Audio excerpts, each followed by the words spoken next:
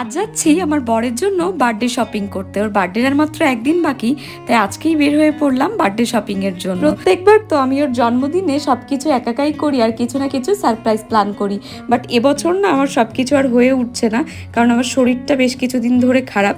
এই জন্য সবকিছু দুজন মিলে একসাথেই করছি, বাট তারপরেও তো ইচ্ছা করে যে কিছু না কিছু একটা সারপ্রাইজ দেই। আচ্ছা, একটা কাজ করো, তোমরাই আমাকে কিছু না কিছু সাজেস্ট করো যাতে আমি একটু হলেও সারপ্রাইজ করতে পারি।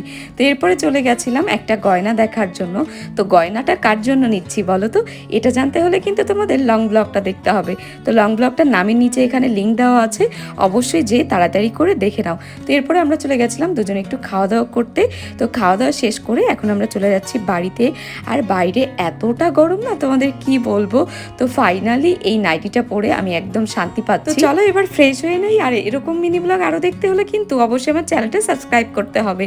তো দেখা হচ্ছে আরেকটা ভিডিওতে।